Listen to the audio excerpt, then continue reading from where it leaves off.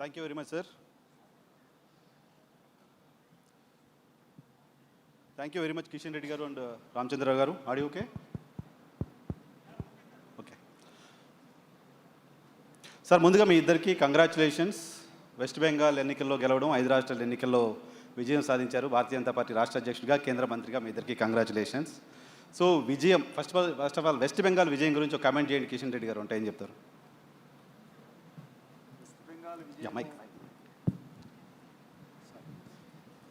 West Bengal విజయం BJP విజయం అనుకున్నాను.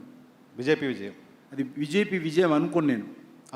అనుకోను. ఎందుకంటే వెస్ట్ బెంగాల్ ప్రజల విజయము, ప్రజాస్వామ్య విజయము అనేటువంటి ఒక మాటలో చెప్పాలంటే ఇది. ఓకే, మీరు కేంద్ర క్యాబినెట్ మంత్రిగా ఉన్నారు. సో భారతీయ జనతా పార్టీలో సుదీర్ఘకాలం మీ రాజకీయం అక్కడి నుంచే మొదలుపెట్టి యువ మోర్చా నుంచి ఇప్పుడు క్యాబినెట్ మంత్రి దాకా వచ్చారు. సో భారతీయ జనతా పార్టీ దేశవ్యాప్తంగా అప్రతిహాస విజయాలు సాధిస్తూ వస్తోంది. మోదీ గారి భాషలో చెప్పాలంటే 100 విజయాలు, సెంచరీ కొట్టాం, సెంచరీ ఓటమి రాహుల్ గాంధీకి, సెంచరీ విజయాలు మాకు అని. ఎందుకు తెలంగాణ లేకుండా పోతుంది? దానిలో ఎవరన్నారు? తెలంగాణలో ఎందుకు తెలంగాణలో లేదనుకుంటున్నారు? తెలంగాణలో భారతీయ జనతా పార్టీ ప్రభుత్వం, ఎందుకంటే గత పార్లమెంట్ ఎన్నికల్లో 50% సీట్లు బీజేపీ గెలిచింది. ఆ తర్వాత జరిగినటువంటి ఎమ్మెల్సీ ఎన్నికల్లో కాంగ్రెస్ కానీ టీఆర్ఎస్ కానీ ముఖ్యమంత్రి ప్రచారం చేసిన కానీ ఒక ఎమ్మెల్సీ సీట్ గెలవాలి, ప్రజలు ఓట్లేస్తారు కానీ. ఆ 2 సీట్లు బీజేపీ గెలిచాము. కాబట్టి తెలంగాణలో గెలవదని అనుకుంటారు. బీజేపీ లేదన్నట్ల. బీజేపీ ఎప్పుడు తెలంగాణ ఎప్పుడు సెలబ్రేట్ చేసుకుంటారు అట్లా? తప్పకుండా డెఫినెట్గా మీరు అన్నట్టు మీ అందరి ఆకాంక్షలకు అనుకూలంగా వచ్చే శాసనసభ ఎన్నికల్లో మేము తప్పకుండా గెలుస్తాం. మా టార్గెట్ ఒరిస్సా, వెస్ట్ బెంగాల్, తెలంగాణ 3 రాష్ట్రాలు ఉండేది. 2 రాష్ట్రాలు పూర్తయినాయి. తప్పకుండా నెక్స్ట్ టార్గెట్ తెలంగాణ ప్రజల ఆశీస్సులతో, తెలంగాణ ప్రజల ఆకాంక్షలతో, తెలంగాణ అభివృద్ధి కోసం, తెలంగాణ ప్రజలకు సంబంధించినటువంటి ఉద్యమకారుల ఆకాంక్షలు నెరవేర్చడం కోసం తప్పకుండా తెలంగాణలో వచ్చే శాసనసభ ఎన్నికల్లో మేము జెండా ఎగరేయాలనేటువంటి ఆకాంక్షతో ఉన్నాం. ఆ దిశలోనే మా కార్యాచరణ ప్రణాళిక ప్రారంభిస్తాం. Right sir. Ramachandra garu mike sir please. So మన ప్రోగ్రామ్ ఎజెండానే కమింగ్ 10 ఇయర్స్లో బీజేపీ ఎజెండా ఏంటి అని. So BJP agenda as a party తెలంగాణలో మీ ఎజెండా ఏంటి కమింగ్ 10 ఇయర్స్లో? ఒకటి, ఫస్ట్ 10 ఇయర్స్లో ఇప్పటికే మా పార్టీ యొక్క సంస్థాగతంగా అయితే మేము బాగా బలం పుంజుకున్నాం. దాదాపు 35,000 బూత్లలో మా కమిటీస్ ఉన్నాయి ఇప్పుడు ఉన్న దాంట్లో. మేము నెక్స్ట్ 10 ఇయర్స్లో ఈ 5 ఇయర్స్ అంటే మాకు 2.5 ఇయర్స్ నెక్స్ట్ ఉన్నది. మాకు ఎలక్షన్స్ రాబోతూ ఉన్నాయి. Our first target is to come to power in Telangana. అది 2028 or 29 whenever the elections take place. ఇది మా ఫస్ట్ టార్గెట్.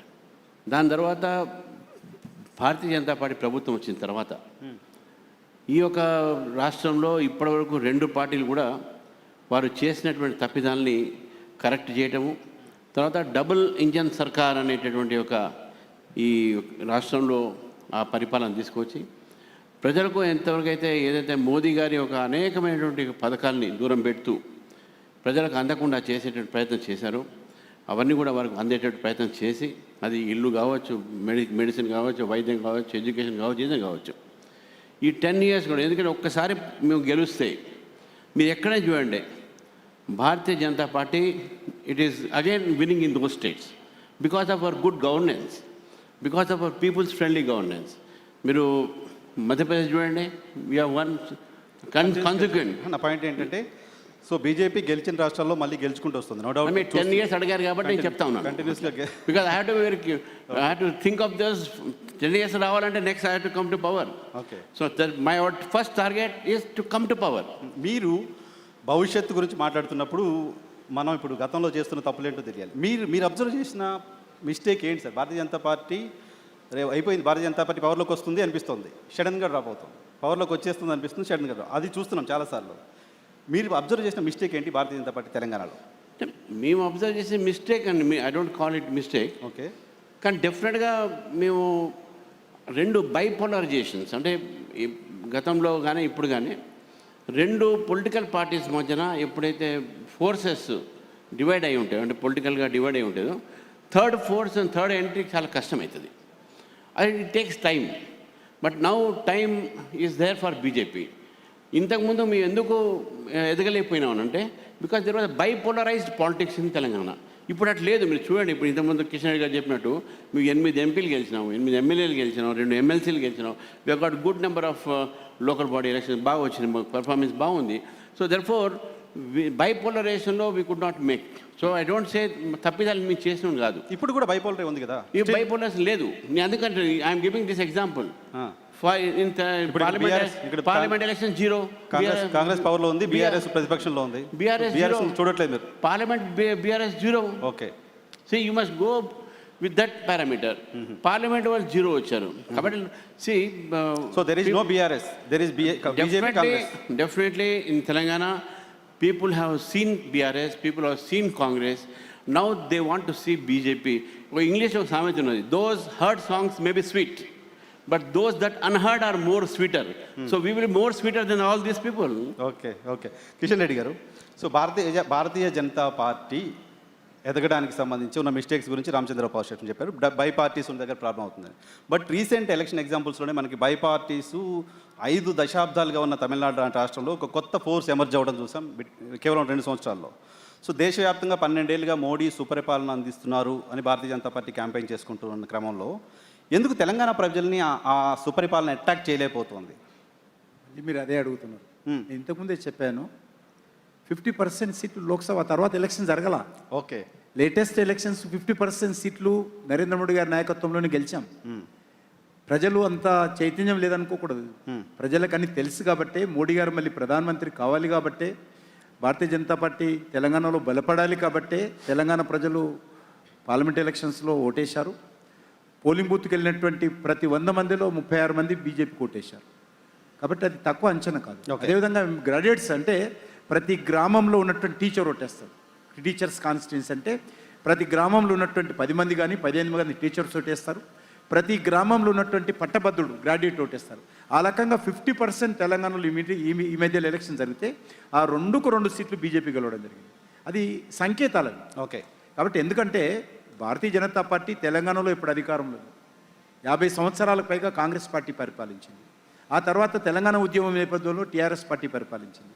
వాళ్ళు కొంత స్థానికంగా ఉన్నటువంటి నాయకత్వం కారణంగా మేము లోకల్ బాడీ ఎలక్షన్స్లో ఎమర్జీ కాలేకపోయాం. కానీ ప్రజలు అనుకుంటే ప్రజల్లో మార్పు రావాలి, డబుల్ ఇంజన్ సర్కార్ రావాలి. తెలంగాణలో ఈరోజు తెలంగాణ పరిస్థితుల నేపథ్యంలో మీరు మళ్ళీ ప్రశ్న అడుగుతారో నేను తర్వాత చెప్తాను. తెలంగాణ పరిస్థితుల నేపథ్యంలో తెలంగాణ డెవలప్మెంట్ కావాలంటే తెలంగాణ ప్రజలు ఖచ్చితంగా భారతీయ జనతా పార్టీ వైపు చూడాల్సినటువంటి అవసరం ఉంది, చూస్తారనేటువంటి విశ్వాసం నాకుంది. మీరు వస్తున్నారు, రామచంద్ర గారు వస్తున్నారు. చాలామంది నాకు భారతీయ జనతా పార్టీకి సంబంధించిన ఫ్రెండ్స్ చాలామంది అడిగిన మాట, మేము ఎప్పుడు పవర్లోకి వస్తాం సార్, మేము ఎప్పుడు సంబరాలు చేసుకోవాలి, మా వాళ్ళని అడగండి అని రిపీటెడ్గా చెప్తే దాని గురించి ఫస్ట్ డెఫినెట్గా మీరు ఆ రకంగా అడగడం మాకు చాలా సంతోషంగా ఉంది. ఎందుకంటే మీ మనసులో ఉన్నటువంటి మాట మీరు ఎవరి మాట ద్వారా వచ్చిందో, లేకపోతే మీ మనసులో ఉందో, లేకపోతే ఆ రకంగా అనేక మంది మనుషుల్లో ఉంది. ఎందుకంటే ఈరోజు తెలంగాణలో భారతీయ జనతా పార్టీ సంబరాలు చేసుకోవడం కోసం భారతీయ జనతా పార్టీ కావాలని కోరుకున్నాం. గత 12 సంవత్సరాలుగా తెలంగాణ ఏర్పడిన తర్వాత తెలంగాణను పూర్తిగా 2 పార్టీలు డిస్ట్రాయ్ చేశాయి. తెలంగాణ ఆర్థిక వ్యవస్థను పూర్తిగా డిస్ట్రాయ్ చేశాయి. తెలంగాణకు సంబంధించినటువంటి మరి అన్ని రంగాలలో ఈరోజు పూర్తిగా గ్రామీణ ప్రాంతాల్లో రోడ్లు వేయలేనటువంటి పరిస్థితి, స్కూళ్ళు ఉంటే రిపేరింగ్ చేయలేనటువంటి పరిస్థితి, వెల్ఫేర్ యాక్టివిటీ చేయలేనటువంటి పరిస్థితి. ఈరోజు అప్పులు చెల్లించాలంటే మళ్ళీ అప్పులు తీసుకురావాల్సిన పరిస్థితి, వడ్డీ కట్టాలంటే అప్పులు తేవాల్సిన పరిస్థితి, ఈవెన్ కేంద్ర ప్రభుత్వ పథకాలు అమలు చేయాలంటే మళ్ళీ దాన్ని కూడా అప్పులు చేసి కేంద్ర ప్రభుత్వ పథకాలకు 40% 30% వాళ్ళు స్టేట్ గవర్నమెంట్ ఇవ్వాలి. కాబట్టి అది కూడా అప్పులు చేసి ఈరోజు కేంద్ర ప్రభుత్వానికి సంబంధించినటువంటి పథకాలు అమలు చేస్తూ ఉన్నారు. ఈరోజు తెలంగాణ ఏర్పడినప్పుడు 2014లో మిగులు బడ్జెట్తో ఉన్నటువంటి తెలంగాణ ఈరోజు సుమారు 11-12 లక్షల కోట్ల రూపాయలు 12 లక్షల కోట్ల రూపాయలు ఈరోజు తెలంగాణ అప్పు ఏర్పడింది. ఓకే, ఎక్కడ ఉన్నటువంటి మిగులు రాష్ట్రం ఏ రకంగా ఉంది, ఈరోజు రాష్ట్రం పూర్తిగా భవిష్యత్తు ఏ రకంగా ఉండబోతుంది అంటే ఆర్థిక సంక్షోభంలో ఉంటుంది.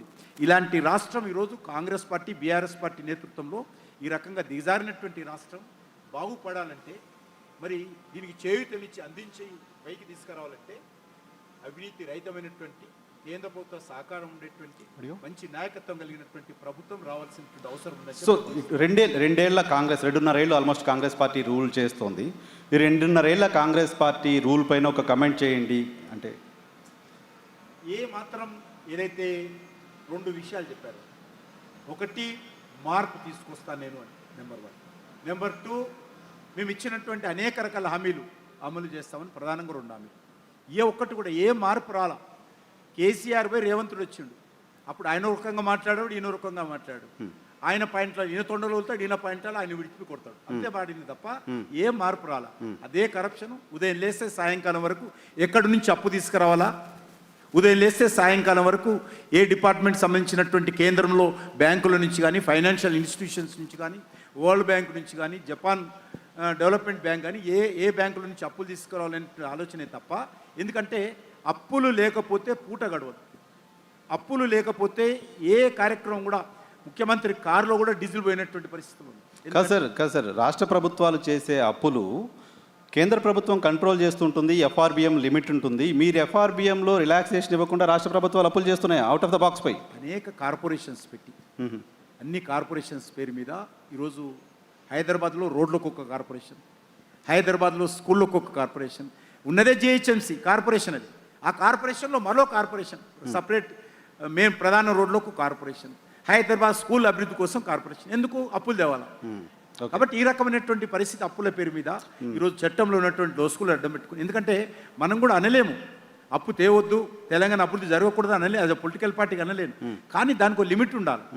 అల్టిమేట్గా ఇది రేవంత్ రెడ్డి కట్టడు, లేకపోతే కేసీఆర్ కట్టడు, నరేంద్ర మోడీ గారు ఎవరు కట్టరు. ఇదంతా కూడా మళ్ళీ ప్రజలదే, ప్రజల డబ్బే. దాన్ని ఈ రకంగా తమ వ్యక్తిగతమైనటువంటి రాజకీయ అవసరాల కోసము, రాజకీయ ప్రాధాన్యత కోసము ఈరోజు ప్రియారిటీ సెక్టార్ను వదిలిపెట్టి అప్పులు చేసి ప్రచారం కోసం పథకాలు నిర్వహించి, ఓట్ల కోసం పథకాలు నిర్వహించి ఆఖరికి ఎవరిని డిస్ట్రాయ్ చేస్తున్నారు? మీరు తెలంగాణ డెవలప్మెంట్ డిస్ట్రాయ్ చేస్తున్నారు. సరే, ఆ ప్రభుత్వాలు 12 ఏళ్ల కాలంలో కాంగ్రెస్ 2.5 ఏళ్ళు, బీఆర్ఎస్ 9.5 ఏళ్ళు తెలంగాణ అభివృద్ధి చేయలేదు. మీరు గత ప్రభుత్వంలో ఈ ప్రభుత్వంలో మంత్రిగా ఉన్నారు. కిషన్ రెడ్డి తెలంగాణకు సాధించింది ఏంటి? రేవంత్ రెడ్డి పదే మాట్లాడుతున్న మాట ముఖ్యమంత్రి గారు మిమ్మల్ని టార్గెట్ చేస్తూ మాట్లాడుతున్నారు. ఆయన తెలంగాణ కోసం ఏం మాట్లాడలేదని చెప్తున్నారు. వెయిటింగ్ న్యూస్లో ఒక గంట సేపు నాకు ప్రత్యేకంగా సెషన్ పెట్టండి. నేను ఏమేం చేశాను మొత్తం నా తాన డేటా ఉంది. 1 2 3 4 5 బుల్లెట్స్. ఈరోజు ఒకటి, కేంద్ర ప్రభుత్వం చేయాల్సిన పనులు కేంద్ర ప్రభుత్వం చేయాలి, రాష్ట్ర ప్రభుత్వం చేయాల్సిన పనులు రాష్ట్ర ప్రభుత్వం చేయాలి. రాష్ట్ర ప్రభుత్వం పెట్టినటువంటి ప్రణాళిక మా ఎజెండాలో ఉండకూడదు. కేంద్ర ప్రభుత్వం పెట్టినటువంటి ఎలక్షన్ల ముందు భారతీయ జనతా పార్టీ పెట్టినటువంటి ఎజెండా మనకి టీఆర్ఎస్ లేకపోతే ఇక్కడ ఉన్నటువంటి కాంగ్రెస్ పార్టీ ప్రభుత్వం చేయకూడదు. నేను చేయాల్సినటువంటి పనులు, కేంద్ర ప్రభుత్వం ఈరోజు రైతులకు సంబంధించినటువంటి 4 నెలల అకౌంట్ వేస్తా ఉన్నాం. మేము అధికారంలో రాకముందు 2004లో జాతీయ రహదారులు, అంతకుముందు కూడా వాజ్పేయి గారు చేసిన జాతీయ రహదారులే, బీజేపీకి ఇవ్వాలి. జాతీయ రహదారులు వాజ్పేయి గారు ప్రారంభిస్తే 10 సంవత్సరాలు యూపీఏ క్లోజ్ చేసింది. మళ్ళీ నరేంద్ర మోడీ గారు 2014లో ప్రారంభిస్తే 2400 కిలోమీటర్లు ఉన్నటువంటి జాతీయ రహదారులు తెలంగాణ పరిధిలో ఈరోజు 5000కు పైగా ఈరోజు జాతీయ రహదారులు అభివృద్ధి చేశాం. అద్భుతమైనటువంటి రోడ్లు. మీరు హైదరాబాద్ నుంచి వరంగల్కి వెళ్ళాలన్నా, హైదరాబాద్ నుంచి నాగపూర్కి వెళ్ళాలన్నా, హైదరాబాద్ నుంచి బాంబేకి వెళ్ళాలన్నా, హైదరాబాద్ నుంచి బెంగళూరుకి వెళ్ళాలన్నా, హైదరాబాద్ నుంచి విజయవాడకి వెళ్ళాలన్నా, హైదరాబాద్ నుంచి మీరు వరంగల్కి వెళ్ళాలన్నా సిమెంట్ రోడ్ వేసాం. ఇప్పుడు హైదరాబాద్ టు సిమెంట్ రోడ్. ఎక్కడికి వెళ్ళినా కూడా అద్భుతమైనటువంటి జాతీయ రహదారులు. నేను 1994లో నేను అమెరికాకి వెళ్ళినప్పుడు ఆ రోడ్లు చూసినప్పుడు అనుకునేవాడిని ఎప్పుడైనా ఇటువంటి రోడ్లు మా దేశంలో వస్తాయని. ఈరోజు నరేంద్ర మోడీ గారి నాయకత్వంలో భారతదేశంలో ఏ రాష్ట్రానికి వెళ్ళినా, అది వెస్ట్ బెంగాల్కి వెళ్ళి, వెస్ట్ బెంగాల్లో డెవలప్మెంట్ అంటే నేషనల్ హైవేస్ తర్వాత ఏముండదు. ఈరోజు తమిళనాడుకి వెళ్ళినా, ఆంధ్రకి వెళ్ళినా, ఖమ్మానికి వెళ్ళినా, విజయవాడకి వెళ్ళినా, విశాఖపట్నం వెళ్ళినా, ఆదిలాబాద్కి వెళ్ళినా, లేకపోతే మంచిర్యాలకి వెళ్ళినా, ఎక్కడికి వెళ్ళినా జాతీయ రహదారుల డెవలప్మెంట్ కనిపిస్తుంది. ఒక గర్వంగా కనిపిస్తుంది. జాతీయ రహదారులు అభివృద్ధి చేసాం. రైల్వేస్ నెట్వర్క్ టోటల్ ఎలక్ట్రిఫికేషన్ చేసాం. తెలంగాణలో 42 రైల్వే స్టేషన్లు సైమల్టేనియస్లీ డెవలప్మెంట్ చేస్తున్నాం. మన సికింద్రాబాద్, నా పార్లమెంట్ కాన్స్టిట్యున్సీ తీసుకుంటే సికింద్రాబాద్ రైల్వే స్టేషన్ 720 కోట్లతోటి రీడెవలప్మెంట్ చేస్తూ ఉన్నాం.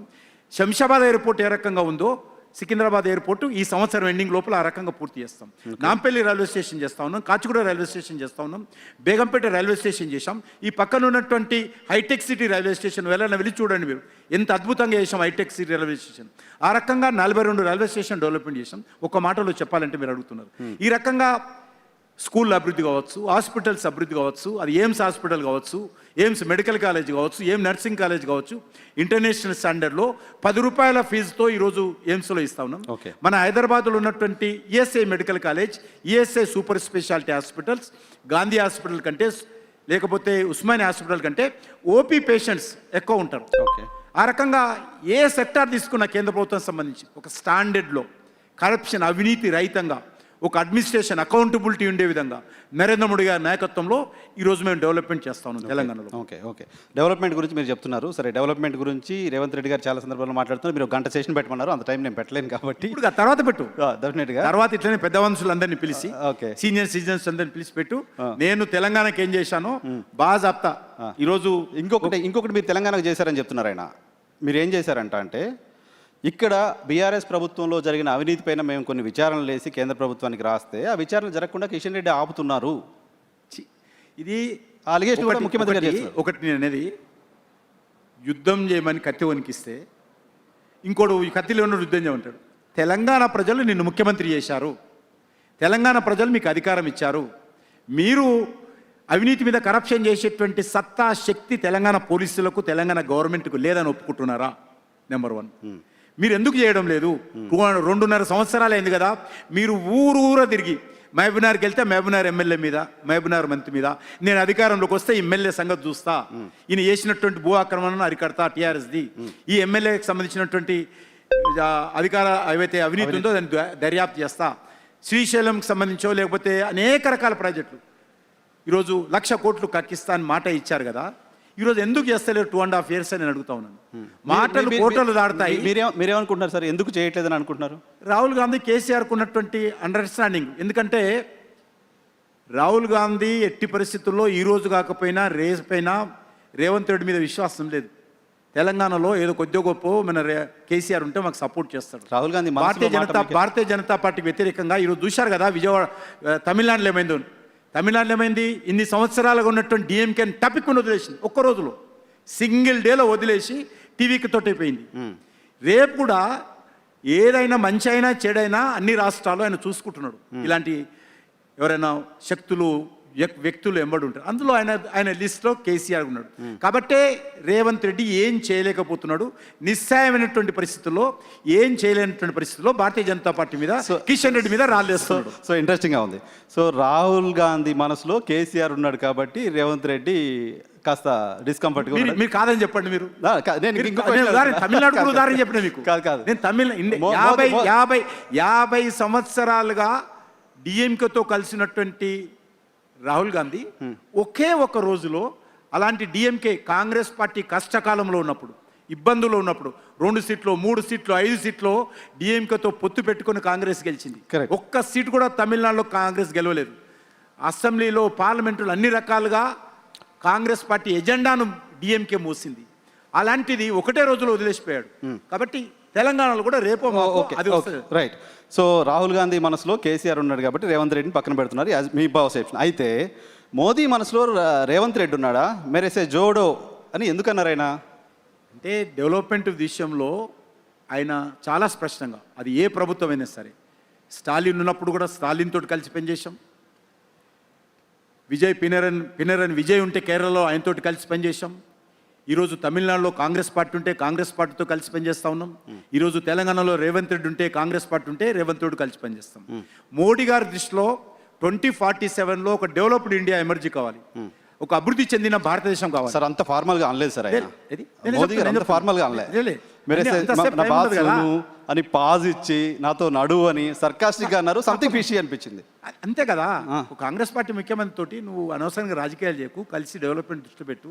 నువ్వు ఇప్పుడే అంతకుముందు ఏమన్నాడైనా, మీరు గుజరాత్ ముఖ్యమంత్రిగా ఉన్నప్పుడు గుజరాత్ రాష్ట్ర అభివృద్ధి కోసం మా మన్మోహన్ సింగ్ గారు ఏ రకంగా అయితే మీకు సహకారం అందించారో, ఈరోజు తెలంగాణలో నేను ముఖ్యమంత్రిగా ఉన్నప్పుడు మీరు ప్రధానమంత్రిగా మన్మోహన్ సింగ్ గారు చేసినట్టు నాకు చేయాలన్నాడు.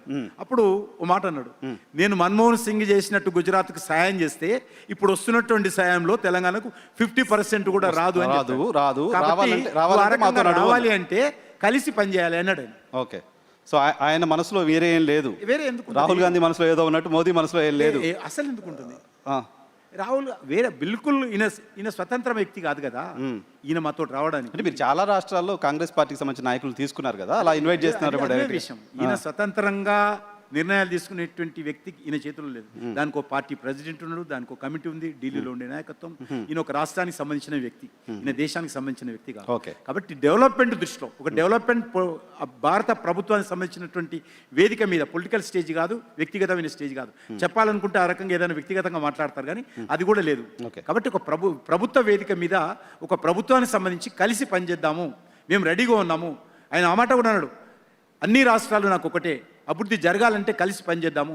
ఈరోజు దేశం అభివృద్ధి చెందాలంటే తెలంగాణ వెనుకుంటేనో, తమిళనాడు వెనుకుంటేనో, కేరళ వెనుకుంటేనో దేశం డెవలప్మెంట్ కాదు. అన్ని రాష్ట్రాలు కలిసికట్టుగా ముందుకెళ్తేనే అభివృద్ధి జరుగుతుంది అనేటువంటి అభిప్రాయం వ్యక్తం చేయడం జరిగింది. రైట్, మళ్ళీ వస్తారు మీ దగ్గరికి. మోదీ గారి పొదుపు మంత్రంకు సంబంధించి ఈలోపు రామచంద్ర గారు భారతీయ జనతా పార్టీ రాష్ట్ర అధ్యక్షుడిగా లీడ్ చేస్తున్న మీరు ఈ రాష్ట్రంలో అధికారంలోకి రావాలంటే ఈ రాష్ట్రంలో బీజేపీ వస్తే ఏ మంచి చేస్తారు, ఈ ప్రభుత్వం చేస్తున్న వైఫల్యాలు ఏంటి అనేది న్యాచురల్గా జనాల దగ్గరికి తీసుకెళ్ళాలి. సేమ్ టైం భారతీయ జనతా పార్టీకి ఊపు వచ్చిన ప్రతిసారి పెద్ద జాయినింగ్స్, ఆపరేషన్ ఆకర్ష్ లాంటివి చూసాం. సో ఇప్పుడు మీరు బాధ్యతలు తీసుకున్న తర్వాత ఇతర పార్టీల నుంచి ఎవరైనా అప్రోచ్ అవుతున్నారా? ఆకర్ష్ ఉందా? ఏమన్నా క్షేత్రస్థాయిలో పోరాటాలకు సంబంధించి ఏమైనా ప్లాన్ చేస్తున్నారా? జనరల్గా ఇవాళ రేపు ఒక పొలిటికల్ పార్టీస్ కూడా పాలిటిక్స్ ఆఫ్ కన్వీనియన్స్ ఎక్కువ ఉన్నది. మన అందరికి తెలిసి దాంట్లో దాయాల్సిన అవసరం లేదు. అవి ఎలక్షన్స్ ఇప్పుడు లేవు కాబట్టి డెఫినెట్గా అటువంటి చేరికలు లేవు ఇప్పుడు ఎక్కడ కూడా. బట్ డెఫినెట్గా మాతోని చాలామంది రావడానికి సిద్ధంగా ఉన్నారు. మా మీద విశ్వాసం పెరుగుతూ ఉన్నది, ప్రజలకు విశ్వాసం పెరుగుతుంది, రాజకీయ పార్టీలో చాలామంది నాయకులకు విశ్వాసం మా మీద పెరుగుతూ ఉన్నది. ఎందుకంటే ఇన్ని ఫలితాలు చూసిన తర్వాత దేశంలో మోదీ గారి ఒక నాయకత్వం కూడా బలపడుతున్న నేపథ్యంలో తెలంగాణలో కూడా భారతీయ జనతా పార్టీ ఒక ప్రజా ఆదరణ పెరుగుతున్న సమయంలో చాలామంది మా దగ్గరికి వచ్చే ప్రయత్నం చేస్తారు. వస్తున్న దానికి ఆకర్షణ మేము అది స్వతహాగా వచ్చినటువంటి ఒక ప్రయత్నం మాత్రం, కానీ మేము ఎవరిని వాళ్ళు ఆకర్షితులు అవుతున్నారు. మీరు ఆకర్షణ గురి చేయట్లేదు. డెఫినెట్గా ఒకటి, ఈరోజు వేరే పార్టీల నుంచి రాజీనామా చేసి వస్తేనే పార్టీలు బలపడతాయి అనుకునేటువంటి ఆలోచన మీలాంటి పెద్దలు కూడా చేయదు. ఈరోజు ఇక్కడ కూర్చున్నారు, వీళ్ళంతా మేధావులు ఉన్నారు, లేకపోతే గ్రామీణ ప్రాంతాల్లో యూత్ ఉన్నారు. ఆ రకంగా వాళ్ళు చేరాలి తప్ప ఒక రాజకీయ పార్టీలో నుంచి చేరితేనే వాళ్ళే మునగాళ్ళు, వాళ్ళే ప్రజానాయకులు, వాళ్ళే ప్రజాభిమాన నాయకులు, వాళ్ళు ఆ పార్టీలకు రాజీనామా చేసి బీజేపీలో చేరితేనే లేకపోతే ఇంకో పార్టీలో చేరితేనే పార్టీలు బలపడతాయి అనుకుంటే తప్ప, నా అభిప్రాయం, వ్యక్తిగత అభిప్రాయం. కాబట్టి మీలాంటి మేధావులు రావాలా, అది చేరుతుందా లేదా చూడు. ఇప్పుడు నా పార్టీ బీజేపీలో తెలంగాణలో ప్రతిరోజు ఏదో ఒక గ్రామం నుంచో ఏదో ఒక టౌన్ నుంచో మా అధ్యక్షుల వారి నేతృత్వంలో యూత్ చేరుతూనే ఉంటారు. అది కోరుకోవాలి మనం. రాజకీయ పార్టీలు, ఎమ్మెల్యేలు, ఎంపీలు రాజీనామా చేసి అక్కడ మోసం చేసి వెన్నుపోటు పొడిచి బీజేపీలో ఎడితేనే ఏ పార్టీ అయినా సరే బలపడతాది అని కూడా మంచిది కాదని నా అభిప్రాయం. సార్, ఇప్పటిదాకా చేరిన వాళ్ళంతా అట్లా చేరినట్టేనా? వేరే పార్టీ నుంచి మీ పార్టీలో చేరిన ఎమ్మెల్యేలో, ఎంపీలో అట్లా వెన్నుపోటు అదొక్కటే కాదు అంటున్నాను. అదొక్కటే అన్న పాయింట్ ఏంటంటే మీరు అన్నారు ఎవరు మేము అందుకే అన్నాను ఆకర్షణ మేము పెట్టట్లేదు, వాళ్ళు ఆకర్షించి చాలా మంది వస్తున్నారు. వారి పాయింట్ ఏంటంటే ఈరోజు కూడా రోజు మా ఆఫీస్ చూస్తే సినిమా యాక్టర్స్ కానీ, యూత్ కానీ, డాక్టర్స్, లాయర్స్ చాలామంది జాయిన్ అవుతారు. ప్రతిరోజు మా ఆఫీస్ జాయినింగ్ ఉంటుంది, మీ మీడియా వరకు చెప్తుంటారు.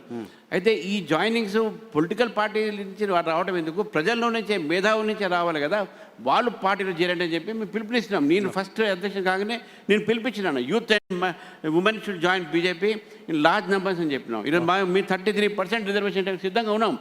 మా ఉమెన్ రాండే మా దగ్గరికి, we are going to give your political right for you all. So Bharatiya Janata పార్టీని రాష్ట్రంలో పొత్తులు బలహీనం చేశాయా? పొత్తుల వల్ల బలపడలేకపోయామని ఏమని అనుకుంటున్నారా? ప్రతి ఒక్క పొలిటికల్ సిచ్యువేషన్లో ఒక్కొక్క నిర్ణయాలు ఉంటూనే ఉంటాయి. ఒక నిర్ణయం అయిపోయిన తర్వాత తప్ప ఒప్ప కదా, పార్టీ నిర్ణయం అనేది ఎప్పుడు ఏ నిర్ణయం తీసుకున్నా కూడా సమిష్టిగా తీసుకుంటుంది. కాబట్టి మేము తప్పు చేసినామని మీరు తప్పకుండా దాన్ని చేయం. మనం కరెక్ట్ బలహీన పడింది కూడా అనము. నువ్వు ఇప్పుడు మాకు ప్రజలు మాత్రం ఉన్నారు, ఇప్పుడు మాకు పొత్తులు అవసరం లేదు, మేము ఒంటరిగా ముందుకు పోతాము. డెఫినెట్గా మా బలం పెరిగింది. ఇప్పుడు గతంలో ఏమైంది, ఏం పొత్తులు చేసుకున్నది వేరే మాట. అప్పుడు ఉన్నటువంటి పరిస్థితిలో రాజకీయమైనటువంటి నిర్ణయం మేము తీసుకున్నాం. అంతేగాని ఇప్పుడు ఉన్నటువంటి పరిస్థితుల్లో మా నిర్ణయం మాత్రం ఒంటరిగా పోటీ చేస్తాం, ఒంటరిగానే మేము అధికారంలో వస్తామని చెప్పి ఆ నమ్మకం మాకు కుదిరింది. అది అంటే పాలిటిక్స్ డైనమిక్గా ఉంటాయి. ఒక విషయము, ఇంతకుముందు మా అధ్యక్షులు ఒక మాట చెప్పారు, ఎక్కడ కానీ ప్రధానంగా ఏ రాష్ట్రంలో తీసుకున్నా, ఈరోజు వెస్ట్ బెంగాల్లో కాంగ్రెస్ పార్టీ 2 సీట్లు గెలిచినాయి, 2 అనేక సంవత్సరాలు పరిపాలించినటువంటి పార్టీ. త్రిపురలో అంతే సంగతులు. నార్త్ ఈస్ట్ అంతా పోయింది. గుజరాత్లో అన్ని ఎందుకు చెప్తున్నానంటే 2 ప్రధానమైనటువంటి గ్రూపులు ఉన్నప్పుడు ప్రజలు ఆలో వైపు చూస్తారు. ఈరోజు గత పార్లమెంట్ ఎలక్షన్స్లో నిర్ణయించారు ప్రజలు తెలంగాణ ఎట్టుపోవాలో. టీఆర్ఎస్ పార్టీ 0 అయింది. ఎందుకైంది? థర్డ్ పార్టీ టీఆర్ఎస్ మీరు అడగాలన్నమాట. Okay. నన్ను అడుగుతున్నారు ఎందుకు బీజేపీ నష్టపోయింది. నష్టపోలే నేను. నష్టపోయింది లేటెస్ట్ ఎలక్షన్స్లో టీఆర్ఎస్ పార్టీ. ఓకే. నష్టపోయింది లేటెస్ట్ ఎలక్షన్స్లో టీఆర్ఎస్ కాంగ్రెస్ పార్టీ ఎమ్మెల్సీ ఎలక్షన్స్లో గ్రాడ్యుయేట్స్ టీచర్స్ ఓటేసింది దాంట్లో. కాబట్టి నేను ఓడిపోయాను, నేను నష్టపోయిన అనుకోవడం లేదు. ఆ తర్వాత ఎలక్షన్ జరగలేదు, నేషనల్ పార్టీ ఎలక్షన్ జరగని చెప్తాను. ఓకే. మీరు అక్కడే ఉన్నారు, నేను అక్కడి నుంచి బయటకు వచ్చా. ఆ ఎలక్షన్లో నష్టపోవడం పాయింట్ వేరే. నేను ఇక్కడ అడుగుతుంది ఏంటంటే పొత్తులు సుదీర్ఘకాలంలో పొత్తులు ఏమైనా డ్యామేజ్ చేశారు. ఇప్పుడు ఈ పర్టికులర్ పాయింట్ ఎందుకు వస్తుందంటే పాలిటిక్స్లో చేంజ్ అవుతుంటాయి, ఎలక్షన్ టైంకి ఏమైనా జరగవచ్చు. ఈ రోజు మీరు పొత్తులు లేకుండా ఎన్నికలకు పోవడం అనే మూడ్లో ఉంది తెలంగాణ భారతీయ జనతా పార్టీ. రైట్. ఈ మధ్య మొన్న 10వ తారీఖు రోజు మోదీ గారు హైదరాబాద్ వచ్చిన సందర్భంగా ఇక్కడ ఆంధ్రప్రదేశ్ ముఖ్యమంత్రి చంద్రబాబు నాయుడు గారిని, ఆంధ్రప్రదేశ్ ముఖ్యమంత్రి పవన్ కళ్యాణ్ గారిని కలిశారు. కలిసిన సందర్భంగా ఒక చర్చ మళ్ళీ ఏం స్టార్ట్ అయిందంటే తెలంగాణలో జనసేన, బీజేపీ, టీడీపీ కలిసి పనిచేయబోతున్నాయా అనే ఒక చర్చ స్టార్ట్ అయింది. చర్చ స్టార్ట్ అవ్వడానికి సంబంధించిన సబ్స్టాన్షియల్ ఎవిడెన్స్ని మోదీ గారే ఇచ్చారు. ఇప్పుడు కటసీ కాల్స్ని రాజకీయ యాంగిల్లో మీరు చూడము. ఒకటి, రాజకీయ పరిస్థితులు ఆంధ్రాలో వేరే, ఆ రాష్ట్రంలో ఈ రాష్ట్రంలో వేరే ఉన్నాయి. ఈ రాష్ట్రంలో అక్కడ ఉన్నటువంటి మా ఎన్డీఏ పార్ట్నర్స్ కాబట్టి వీ రెస్పెక్ట్ దెమ్. బట్ ఇక్కడ పొలిటికల్గా we are the persons are leading the entire political moment కాబట్టి against the Congress or BRS, దాన్ని మేము దృష్టిలో పెట్టుకొని మేము ఒంటరిగా పోతున్నాం చెప్తున్నాం. ఇక్కడ the situation, political situation is that BJP should go alone అనేది మాకేమున్నది. ఇక్కడ we respect our NDA partners Chandrababu Naidu garu కానీ, పవన్ కళ్యాణ్ గారు కానీ. బట్ ఇక్కడ వాళ్ళు ఎప్పుడు మమ్మల్ని కోరలేదు, మేము కూడా వాళ్ళని కోరలేదు. We are going alone and we hope that people will understand the situation in Telangana politics.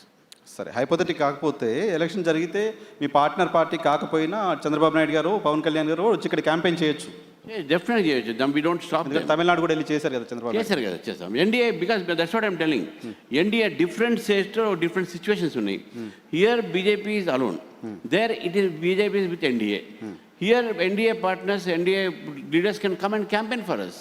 వాళ్ళు కూటమిలో ఉండకపోవచ్చు కానీ క్యాంపెయిన్ చేయొచ్చు. చంద్రబాబు నాయుడు గారైనా, పవన్ కళ్యాణ్ గారైనా తెలంగాణలో బీజేపీ క్యాంపెయిన్ చేయొచ్చు. ఒక పొలిటికల్ పార్టీ కావాల్సిన ఓట్లు కదా సార్. అంతే. మరి వారి వల్ల మాకు ఓట్లు వస్తుంది, మేము వద్దుకోదండి. Right sir. కిషన్ రెడ్డి గారు, మీరు మోదీ గారి పొదుపు మంత్ర మా హైదరాబాద్ నుంచి మొదలుపెట్టారు. ఆయన పెట్రోల్, డీజిల్ ధరలు ఆల్రెడీ ఈరోజు 3 రూపాయలు పెరిగాయి. సో దానిపైన రాహుల్ గాంధీ గారు విమర్శలు చేస్తున్నారు. ఎన్నికలు ఉన్నాయి కాబట్టి 2 నెలల పాటు దాన్ని దాచిపెట్టి ఎన్నికలు ముగిసి పవర్లోకి వచ్చిన తర్వాత సడన్గా పెట్రోల్ పెంచేశారు, ఇప్పుడు దేశ ప్రజలకి జాగ్రత్తలు చెప్తున్నారు అని. పొదుపు అనేటువంటిది ఇది ఒక కేంద్ర ప్రభుత్వానికో, లేక భారతీయ జనతా పార్టీకో, లేకపోతే నరేంద్ర మోడీ గారికో, లేకపోతే వ్యక్తికి సంబంధించినటువంటి అంశం కాదు.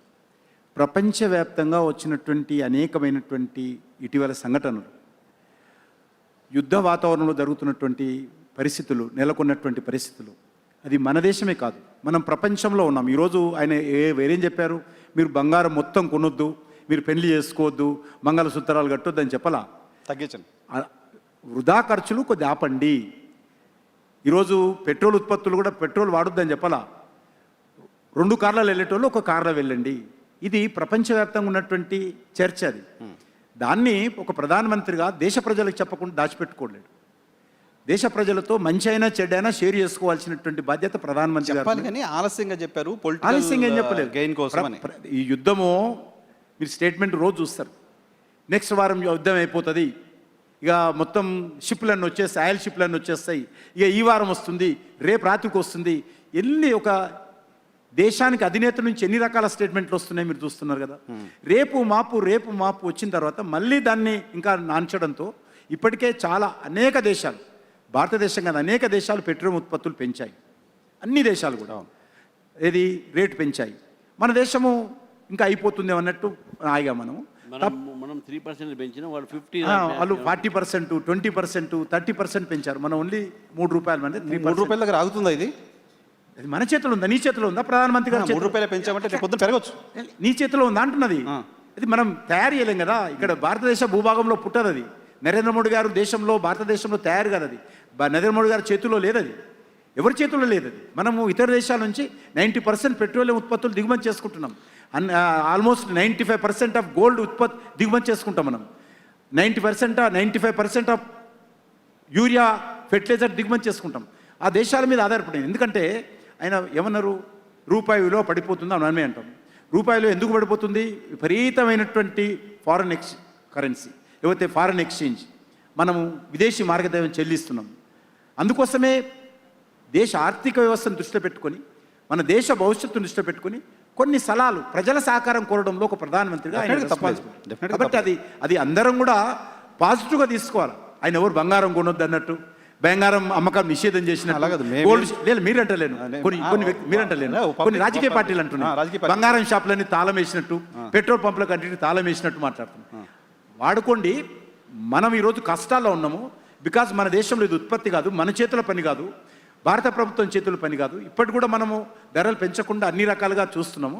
భవిష్యత్తులో ఇంకేదైనా కూడా అందరూ మనం సిద్ధంగా ఉండాలని ప్రజలను సిద్ధం చేసేటువంటి ప్రయత్నంలో మోడీ గారు హైదరాబాద్లో జరిగినటువంటి బహిరంగ సభలో ప్రజలకు అప్పీల్ చేశారు. ఈరోజు కష్టం వచ్చినా నష్టం వచ్చినా ప్రజలను సహకారం అందించాలని కోరుతున్నారు తప్ప ఇంకే వేరే విషయం చెప్పడం లేదు. వాస్తవ విషయాలు ప్రజల ముందు. ఉదాహరణకు ఈరోజు హైదరాబాద్లో మనం చూస్తే, నేను నా చేతిలో ఉంది, మనము 36% అంటే 35.20 వ్యాట్ మన దగ్గర ఉంది.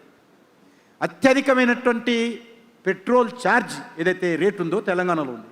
ఢిల్లీలో చూసినా అంతటా తక్కువ ఉంది. ఏపీ తెలంగాణ ఎక్కువ ఉన్నాయి. ఏపీ తెలంగాణ ఎక్కువ ఉన్నది. ఏపీ కంటే ఎక్కువ ఉన్నాం మనం.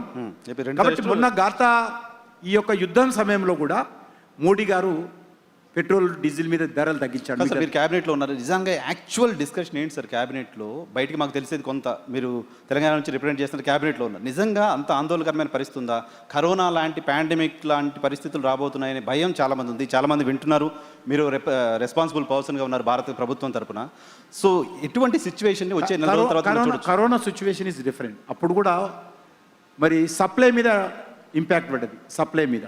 ఇప్పుడు కూడా సప్లై మీద ఇంపాక్ట్ ఉంది. అందులో కొన్ని వస్తువులు ప్రపంచవ్యాప్తంగా సప్లై చైన్ దెబ్బతిన్నది. కాబట్టి మనము ఈ విషయం దృష్టి పెట్టుకొని చర్యలు తీసుకోవాల్సిన. ఇప్పుడు వాస్తవంగా దేశంలో పెట్రోల్ ఉత్పత్తులు కొరత లేదు, యాజ్ ఆఫ్ నౌ లేదు, గోల్డ్ కొరత లేదు. కానీ భవిష్యత్తును దృష్టిలో పెట్టుకొని ప్రజలను మోటివేట్ ఏదైనా జరగవచ్చు, మన చేతుల్లో లేని పని కదా. మోడీ గారు ఈరోజు 40 దేశాల నుంచి పెట్రోల్ ఉత్పత్తులు దిగుమతి, 40 కంట్రీస్, చిన్న చిన్న కంట్రీస్, ఎంత దొరికితే అక్కడ ఏ రేట్ అయినా సరే, ఎంత రేటు ఆ దేశం చెప్పినా కూడా ఒక దేశానికి సంబంధించినటువంటి రేట్ ఇంకో దేశానికి సంబంధం లేకుండా ఉంది. దేశ ప్రజలకు మీరు చెప్పేది అప్రమత్తంగా ఉండండి, అంతే. సమస్య ఒక దేశం నుంచి తెస్తున్నటువంటి పెట్రోలియం రేట్ ఇంకో దేశంలో లేదు. ఆ రకంగా ఇష్టారాజ్యంగా ఆ దేశాలు రేట్లు పెంచుకున్నాయి. ప్రధానమంత్రి గారు రష్యా నుంచి బదిలితే చిన్న చిన్న దేశాల సైతం కూడా బతిలాడి ఆ దేశాలకు, ఎందుకంటే మన దేశంలో ప్రపంచంలో అత్యధికమైనటువంటి జనాభా, మనం కన్జ్యూమ్ కూడా ఎక్కువ చేస్తున్నాం. మనం ఈ మధ్యలో చేయాలి, డెవలప్మెంట్ దాంతో ముడిపడి ఉంటుంది, జీడిపి ముడిపడి ఉంటుంది, ఎంత కన్జ్యూమ్ చేస్తున్నాను చేయాలి. కానీ దానికి సంబంధించినటువంటి మరి ఇతర దేశాల నుంచి కొనుక్కొని రావాలా. ఎవరు ఫ్రీగా, ఎవరు తక్కువ రేట్కి, మార్కెట్ అది వరల్డ్ మార్కెట్లో కొనుగోలు చేయాలి. ఎంత ప్రేమ ఉన్నా రష్యా లాంటి మోడీ గారి యొక్క పరిచయం కారణం కొంత సహాయ సహకారాలు అందించు తప్ప మిగతా దేశాలు వ్యాపారం చేస్తారు. వాళ్ళు వ్యాపారంలో నువ్వు వరల్డ్ మార్కెట్లో, ఓపెన్ మార్కెట్లో కొనుక్కొచ్చుకొని నా దేశ ప్రజలకు ఇవ్వాలి, సబ్సిడీ రేట్లో ఇస్తూ ఉన్నాం. కాబట్టి కొంత గొప్ప మనం ప్రజలను అప్రమత్తం చేసేటువంటి ప్రయత్నం. సార్, రాష్ట్రానికి సంబంధించిన ఇష్యూస్కి వస్తే, రాష్ట్రంలో ప్రజెంట్ రైతులు కళ్ళాల్లో ధాన్యానికి సంబంధించి ఇబ్బందులు పడుతున్న పరిస్థితి ఉంది. చాలా ఇష్యూస్ ఉన్నాయి ఫార్మర్స్కి సంబంధించిన ఇష్యూస్లో. ఈ ఫార్మర్స్కి సంబంధించిన ఇష్యూలో భారతీయ జనతా పార్టీ అడ్రస్ చేయలేకపోతుంది, పరిష్కారం చేయలేకపోతుంది. భారతీయ జనతా పార్టీ రేడ్డుకి ఆందోళన కూడా చేయట్లేదనే ఆరోపణ బీఆర్ఎస్ చేస్తుంది. కేంద్రం దగ్గర నుంచి సమస్య పరిష్కారం చేసే ప్రయత్నం చేయట్లేదని కాంగ్రెస్ పార్టీ చేస్తుంది. మీపైన ఆరోపణ ఇది తప్పండి. అసలు ఫస్ట్ కళ్ళాల దగ్గరికి, ఈ యొక్క ధాన్య కేంద్రాల దగ్గరికి, ఐక్యపే దగ్గరికి పోయింది నేను మా కిసాన్ మోర్చా అధ్యక్షులతో ఫస్ట్ అసలు హైలైట్ చేసిందే భారతీయ జనతా పార్టీ. మేము అక్కడ పోయినటువంటి ఒక భువనగిరిలో పోయినాం, మీడియా సాక్షిగా పోయినాం మేము. కాకపోతే కవరేజ్ అప్పుడంతా రాకపోవచ్చు, కానీ మేము పోయినాం. ఆ రోజు ఉన్నట్టు వాళ్ళ సమస్యను అడ్రస్ చేసినాం. అక్కడ ఒక రైతు కూడా ఆత్మహత్య చేసే ప్రయత్నం చేశారు. ఆ రైతును కూడా మేము మా వాళ్ళకి పోయి కలవడం జరిగింది. అంతేకాకుండా మేము ఆదిలాబాద్ జిల్లాలో కూడా నేను పోయాను, ఖానాపూర్ అటు సైడ్ పోయానంటే ఇప్పుడు ఉన్న నిర్మల్ జిల్లాలో. అక్కడ కూడా ఉన్నటువంటి ఒక రైతును కలిసాము. అక్కడ మేజ్ ఫార్మర్స్, మా ఎంపీ గారు కూడా మాట్లాడారు, మొక్క సంబంధించినటువంటి కలెక్టర్ గారితో. అయితే ఈ యొక్క రాష్ట్రంలో కేంద్ర ప్రభుత్వమే కదా ఎంఎస్పి పెంచింది. మేము పెంచినప్పుడు ఆ రేటుకు వాళ్ళు కొనుగోలు చేయక వాళ్ళ మీద ప్రెషర్ పెట్టి రైతుల దగ్గర తక్కువ కొనేటటువంటి ప్రయత్నం చేస్తుంది. రైస్ మిల్లర్స్ ట్రాన్స్పోర్టర్స్, తర్వాత ఉన్నటువంటి మధ్యన కమిషన్ ఏజెన్సీ, వీళ్ళందరూ రైతులకు నష్టం చేసింది రాష్ట్ర ప్రభుత్వం. దాన్ని ఆదుకుని మేము మీ ప్రభుత్వాన్ని డిమాండ్ చేస్తాను, నువ్వు రైతు బంధు అయ్యావు, రైతు బంధు పెట్టినావు, వాళ్ళకి ఆదుకో, వాళ్ళ ఒక పండించే ధాన్యాన్ని మీకు కొనరు, సమయానికి కొనరు.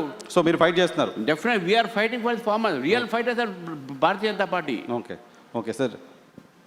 ధాన్యం కొనుగోలు కానీ ఇతర రైతులు పండించేటువంటి ఉత్పత్తులు కానీ ఈరోజు ఖర్చు పెట్టేది వాటి మీద కేంద్ర ప్రభుత్వం. ఈరోజు ధాన్యం కొనుగోలు మీద కూడా ట్రాన్స్పోర్ట్ ఎక్స్పెండిచర్, బస్తా కట్టేటువంటి దారము, మరి బ్యాంకుకి సంబంధించినటువంటి ఇంట్రెస్ట్ అంతా కేంద్ర ప్రభుత్వం ఇస్తుంది. ఎందుకంటే మాకు మిషనరీ లేదు, రాష్ట్ర ప్రభుత్వం మిషనరీ ఉపయోగించుకొని కొంటామని. అది కూడా చేతగావడం లేదు ప్రభుత్వానికి. నెంబర్ 1, ఎలక్షన్స్లో మీరు ఏం చెప్పారండి? కాంగ్రెస్ పార్టీ 10 పంటలకు మేము సపోర్ట్ ప్రైజ్ ఇస్తామని 10 పంటలకు చెప్పారు. ధాన్యం మీద ఏమన్నారు? 500 రూపాయలు ఇస్తామన్నారు. ఇప్పుడేమంటున్నారు? సన్నోట్ల మీదనే ఇస్తాం, సన్నోట్లకే ఇస్తాం. ఈ రకంగా రైతులను మోసం చేసి చివరకు సమర్థవంతంగా రాష్ట్ర ప్రభుత్వ యంత్రాంగాన్ని ఉపయోగించి రైతుల ఉత్పత్తులను కొనుగోలు చేయడంలో పూర్తిగా వైఫల్యించిందనే విషయంలో ఏ రకమైనటువంటి సందేహం లేదు. ఇప్పటి కూడా అన్నీ మొన్న క్యాబినెట్లో మేము ప్రకటించాం, నిన్న పేపర్ వచ్చింది. ప్రతి సంవత్సరం 1300 ఉన్నటువంటి ధాన్యం రేటు ఈరోజు 2400కి వెళ్ళింది. స్వాతంత్రం వచ్చినప్పటి నుంచి నరేంద్ర మోడీ గారు ప్రధానమంత్రి అయ్యేంత వరకు 1300 రూపాయలు ఉండేది ధాన్యం ధర. ఈరోజు ఈ 10 సంవత్సరాల్లో అది సుమారు 2400-2500కి చేరింది. అది అంత పెంచాం. ఎందుకంటే మొత్తం కూడా పెంచలేం. ధరల మీద మధ్యతరగతి ప్రజల మీద, పట్టణ ప్రాంతంలో ఉన్న ప్రజల మీద కూడా భారం పడుతుంది. ఆ భారమంతా కేంద్ర ప్రభుత్వం మోసి ఫ్రీగా ధాన్యం ఇస్తున్నాం. వల్ల ప్రజలకు 83 కోట్ల మంది ప్రజలకు ప్రతి నెల 5 కేజీల చొప్పున ఫ్రీగా మనము బియ్యం ఇస్తున్నాం మనం. కాబట్టి కేంద్ర ప్రభుత్వం ఇన్ని రకాలుగా చర్యలు తీసుకుంటున్నప్పుడు కొనుగోలు చేసి మాకు ఇవ్వడానికి వీళ్ళకి ఇబ్బంది అవుతుంది, కష్టమైంది అడుగుతున్నాం, వీళ్ళకి నొప్పేందని అడుగుతుంది. ఒక కమెంట్, రేవంత్ రెడ్డి గారు మీరు చాలా సీరియస్గా మాట్లాడుతున్నారు సార్, ఎప్పుడు సీరియస్గానే కనపడతారు. ఒకసారి నవ్వుతారా లేకపోతే దానికి ఎలా ఆన్సర్ చేస్తారు చూడండి. రేవంత్ రెడ్డి గారు మిమ్మల్ని ఒక కామెంట్ చేశారు, కల్వకుంట్ల కిషన్ రెడ్డి అని. ఆయన మీ ఫేస్లో నవ్వు చూడాలనుకున్నాను. లేదు, నేను అది నవ్వడం తప్ప ఇగే ఉండదు. ఎందుకంటే మేము ఏ రోజు కూడా టీఆర్ఎస్తో కలవలేము మా పార్టీ. నేను ఏ రోజు కూడా కేసీఆర్ని ఇంతవరకు అసెంబ్లీలో కలిశాను. ఆయనకు సంబంధాలు ఉండవు. ఆయన ఆ రకంగా అలా బిడ్డతోటి సంబంధాలు నాతో ఎందుకుంటే ఇప్పుడే చెప్పింది కదా ఇప్పటిదాకా. అవును, 10 సంవత్సరాలు ఏం బీకిరని అడుగుతుంది. అంటే ఇదే భాష, సేమ్ లాంగ్వేజ్ నేను ఉపయోగిస్తుంది. అంటే కాంగ్రెస్ పార్టీయే కేసీఆర్తో సంబంధాలు పెట్టుకున్నది. కాంగ్రెస్ పార్టీ ప్రభుత్వంలో కేసీఆర్ ఢిల్లీలో మంత్రిగా పనిచేశాడు, మన్మోహన్ సింగ్ గారు గవర్నమెంట్లో. ఇక్కడ తెలంగాణలో ఉన్నటువంటి కాంగ్రెస్ పార్టీ ప్రభుత్వంలో హరీష్ రావు మంత్రిగా పనిచేశాడు. ఎన్నికల్లో పొత్తు పెట్టుకున్నారు, విడాకులు అయిపోయినాయి కదా. మేము ఎప్పుడు పెట్టుకోవాలి, అదే చెప్తున్నాను. ఈ రోజు వరకు కూడా మేము టీఆర్ఎస్ పోర్ట్ తోటి ఏ ఎలక్షన్స్లో కానీ ఏ పొత్తులో కానీ టీఆర్ఎస్లో కూడా కాదు, పర్టికులర్గా భారతీయ జనతా పార్టీలో కిషన్ రెడ్డి పర్టికులర్ కిషన్ రెడ్డి ఎందుకు పర్టికులర్ కిషన్ రెడ్డి? ఇప్పుడు నేను కేంద్ర మంత్రిని, క్యాబినెట్ మినిస్టర్ ఒక్కనే, ఆయన కౌంటర్ ఉన్నాను ఇక్కడ తెలంగాణలో క్యాబినెట్ మినిస్టర్ ఒక్కనున్నా కాబట్టి కౌంటర్ చేయడంలో అది నేను పెద్ద తప్పు పట్టడం లేదు రేవంత్ రెడ్డి. అంతేగాని కిషన్ రెడ్డి గారి పాప నోట్లో నాలుగు లేదు కాబట్టి అనొచ్చు అని అనట్లేదు. అదొకటి ఉంటుంది అనుకో. నేను ఆ రకంగా వాళ్ళలాగా మాట్లాడాను, కండ్లు పీకు గోళీలు ఆడతా, పుట్ట పీకు పేగులు మెడలు వేసుకుంటా, రక్తం తాగుతా, నీ పాయింట్లలో బల్లు దూదులుతా అని అనలేను. ఆ రకంగా నా భాష నాకు రాదు. ఇప్పుడు మార్చుకోలేదు. నీ సంవత్సరాలుగా నేను నాకున్నటువంటి అభిమానులు, నాకున్నటువంటి ప్రజలు, వాళ్ళ ఆశీస్సులు నాకున్నాయి. నా లైన్ నేను మార్చుకోలేదు. మా పార్టీలో కూడా అంటారు, సార్ నువ్వు రేవంత్ రెడ్డి గారు మాట్లాడాలా, కేటీఆర్ లాగా మాట్లాడాలా, లేకపోతే మన కేసీఆర్ లాగా బూతులు తిట్టాలా. నేను ఇప్పుడు మార్చుకోలేను. ఎందుకు నన్ను అంటారు? అది భూతం కాదు కదా, కల్వకుంట్ల కిషన్ రెడ్డి అనేది భూతం కాదు. అటువంటిది ఏదో సెటైర్ మీరు కూడా చేయలేదు.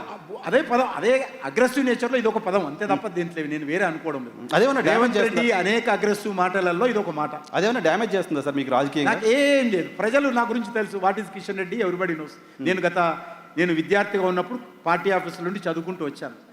నా తల్లి, తండ్రి, నా శ్వాస, నా ఆఖరి శ్వాస వరకు కూడా నా పార్టీ, నా జెండనే. నాకు కేటీఆర్ కాదు, కేటీఆర్ తాతమ్మలు వచ్చినా కూడా నాకు ఎవరి దగ్గర కాదు. నాకు అన్నిటికీ ముఖ్యం నా పార్టీ. పార్టీ కంటే మించి నా జీవితంలో నేను చివరి శ్వాస వరకు, నాకు అంత్యక్రియలు జరిగేంత వరకు కూడా నా పార్టీ నాకు ఉంటుంది. జెండాతోటే చనిపోతాను, జెండాతోటే అంత్యక్రియలకు వెళ్తాను. సూపర్.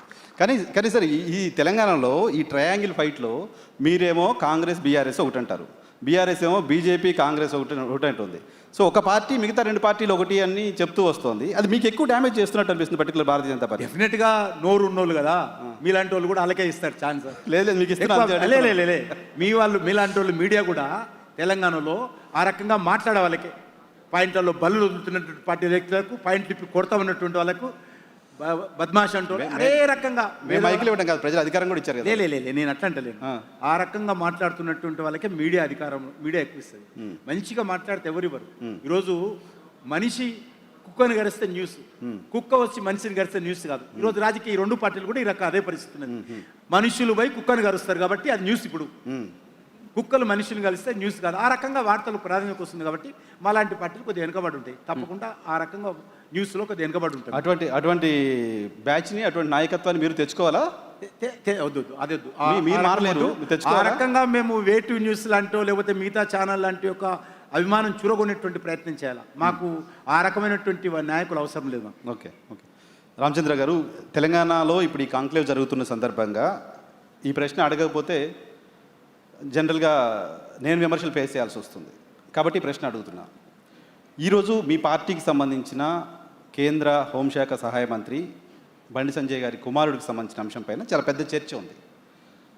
సరే, ఆ పిల్లోడి పేరు నేను ఇక్కడ తీసుకోదలుచుకోలేదు. సో ఆ ఇష్యూలో మీ పార్టీ ప్రాపర్గా రెస్పాండ్ అయ్యింది అని అనుకుంటున్నారా మీరు? రెస్పాండ్ కదా, ఇప్పుడు తప్పు చేసిన వాడికి రెస్పాండ్ ఎవరు కావాలంటే పోలీస్ ఇన్వెస్టిగేషన్. మేము దానికి అడ్డు పెట్టలే కదా. అది ఒక కుటుంబం. నేను మొన్న స్టేట్మెంట్ ఇచ్చాను, ఇది ఒక కుటుంబ విషయము. ఫాదర్ తప్పు చేస్తే ఎస్ మా పార్టీ మెంబర్ కాబట్టి మేము అడుగుతాము, చేస్తాము. ఆ ఇంట్లో ఏమైనా పొరపాటు చేస్తే అది పోలీస్ ఇన్వెస్టిగేషన్ చేయాల్సి ఉంది, అది వాళ్ళు తేల్చాల్సి ఉంది కదా. అంతేగాని మేము దాంట్లో మాకేం రోల్ ఉంటుంది. And we have sympathize for the victims, no doubt. అటువంటి బయటే డెఫినెట్గా అది law should take its own course of action. And మా వ్యక్తి చేస్తే డెఫినెట్గా మేము మా వాళ్ళ మీద యాక్షన్ తీసుకుంటాం. ఇప్పుడు మా వ్యక్తి చేయలేదు, మా వ్యక్తి కుటుంబం సబ్మిట్ చేసింది కాబట్టి let the law take its own course of action. Tone ఏమైనా డౌన్ చేసామా సార్? డౌన్ చేసామా? ఇప్పుడు ఎవరో వేరే ఒక అమ్మాయికి జరిగి ఉంటే భారతీయ జనతా పార్టీ వెళ్ళి ఆందోళన చేయటం, ధర్నాలు చేయటం, న్యాయం చేయాలని గొడవ చేయటం, ఇవన్నీ జరిగి ఉండేయేమో కదా. వై ఇక్కడ ఎందుకు లేవు అంటే? ఇప్పుడు కూడా మేము ఏమైనా ఈ అమ్మాయికి మీద మేము మాట్లాడామా? లేదు. ఇప్పుడు ఐఎమ్ టెలింగ్ యూ కదా, if there is any truth in the entire episode let the justice be done. అది మేము అనేది. నీకు అడ్వకేట్ కదా, I know how it is face. And డెఫినెట్గా లా అండ్ ఆర్డర్ ప్రాబ్లం అంటే వీళ్ళు ఇంత మాట్లాడుతున్నారు బీఆర్ఎస్ పార్టీ వాళ్ళు ఈ అమ్మాయిల గురించి మాట్లాడుతున్నారు. వాళ్ళ టైంలో ఏమేమి మనం చూడలేదా? మనం ఎక్కడెక్కడ ఏమేమైనది ఇంటర్మీడియట్ ఎగ్జామ్స్ పొరపాటు చేస్తేనే వందలాది మంది విద్యార్థులు సూసైడ్ చేసుకుని దాంట్లో అమ్మాయిలు చాలామంది ఉన్నారు. ఇప్పుడు వీళ్ళ అమ్మాయిల గురించి మాట్లాడుతున్నారు. నేను ఏమంటున్నానంటే ఎస్ బీ రెస్పెక్ట్ ఉమెన్. ఆ రెస్పెక్ట్ ఉమెన్ అనేది మా కల్చర్లో ఉంది. అందుకే మోదీ గారు నారీ శక్తి వందన ఆ యాక్ట్ తీసుకొచ్చారు, 33% ఇస్తూ ఉన్నారు.